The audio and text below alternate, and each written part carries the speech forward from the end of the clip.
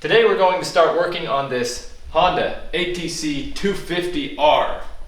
But before we get started, I want to thank you guys for your name suggestions for the little Honda Aero scooter. I particularly like Malibu and Blues Cruise. Only problem with Blues Cruise is if you mispronounce it, it's Bruise Cruise. Ooh. And I don't want to go on a Bruise Cruise. But we can't use either of those names or any other because it already has a name. I just didn't see it last time, even though it was right out in the open. Rocky. Rocky. Adrian!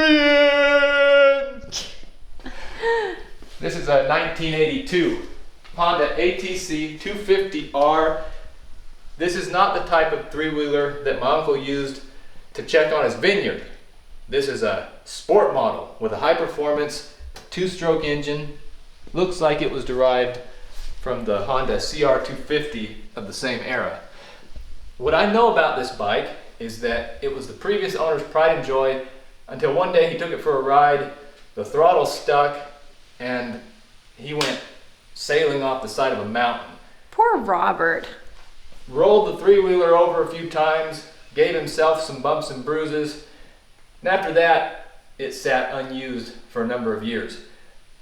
The most immediate problem I noticed with the three-wheeler when I got it is that the engine is stuck. I hope the only reason for that is that since it was sitting for such a long time, just a little bit of rust started to develop in the cylinder, and that's all that's keeping the piston from going up and down, rather than the engine seizing at high RPM. But I don't think that's the case because it was running when it went off the side of the mountain. Unless the motor seized and just for fun they threw it off the mountain. No, that didn't happen because you bought it at the top of the mountain and not the bottom of the mountain. Right, they'd have just left it down there. Yes. Makes sense. The goal for this video is to get this engine turning freely again. Right after I bought it, I dumped a lot of oil down the spark plug hole, and I was able to get the motor to spin just a little bit back and forth by putting it in gear and rocking it forwards and backwards, but I wasn't able to get a full revolution. But that was a month ago. Maybe that oil has worked its way down in there a little bit more. What do you think? I don't think you're going to be that lucky.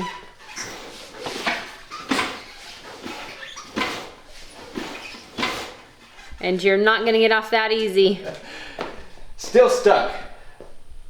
So what we should do is take this cover off because there's a nut connected directly to the crankshaft. We'll try turning that. All right, I'll use my Atom driver for this. You sure are cute up there. The Jenny bird on her tire roost. I think these tires look expensive. These are nice tires. Maxxis All Track. How many of these do you need to replace, or are they all good? Well, they all have good tread, but only 2 of the 3 of them hold air. We'll worry about tires after we make the motor turn again. All right. They weren't shy with the red paint, were they? Red's my favorite color. Maybe. I like it right now. All right, got the bolts out, but the cover is still stuck on there, unless I missed one. Don't think I did, though. A little tappy tap with a rubber mallet will hopefully pop it off.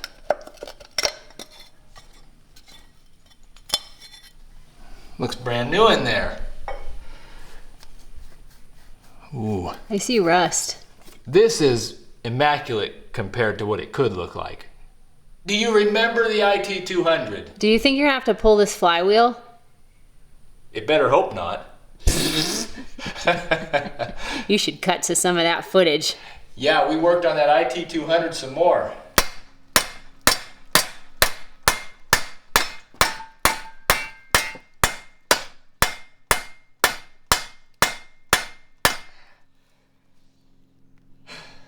thought I had a good idea there.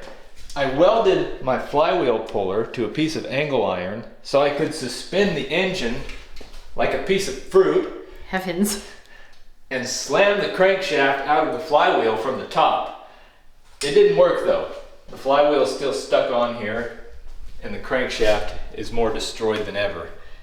Here's what the cylinder head and cylinder look like for that engine. Still usable.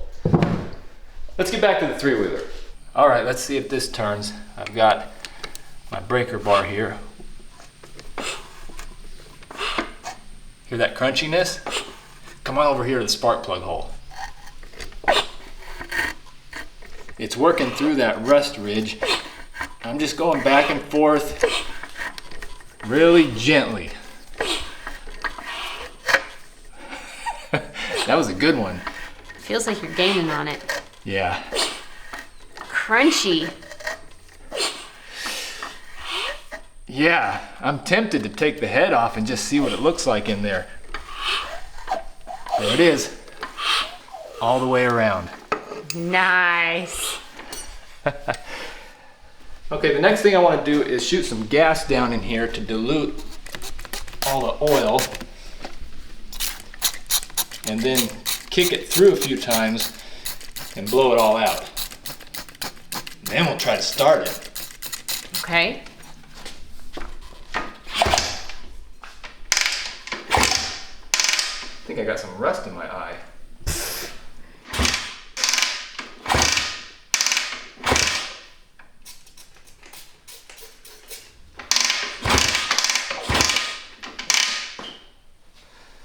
So here's what came off on my rag. Oh. However that cylinder looks, it's not pristine. That's all right. I'll kick this through a few times, put the spark plug back in, put the coil on, which is missing. Aside from baking in the sun for years, I think some parts were robbed off of this. There's no throttle and no coil, but I have one that I think will work. That's a great story. Okay, I've got the coil installed. Any of you guys who has an ATC250R, let me know if that looks like the right coil or not. Also put the spark plug back in because that's just how confident I am that it's going to spark. And pulled off the air filter so I can shoot some gas directly into the carburetor. Look how clean the inside of the carburetor is. I think our chances are good that we're going to witness some fireworks in a moment. Oh, I agree. I'll hold it wide open. No throttle grip, so we have the pull chain method.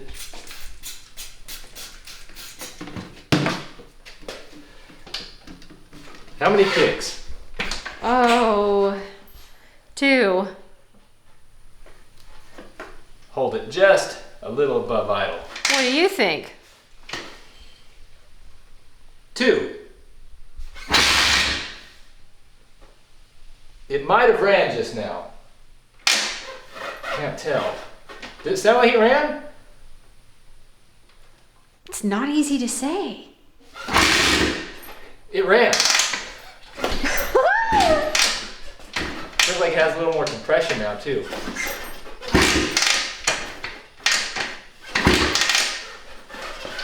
Try again. Get behind it here, and if you get a face full of smoke, then we'll know for sure. Oh, look. Yep. She's a runner. I'll go one more time with the spritz, just for confirmation. I've got a healthy amount of gas in the carburetor. Here we go.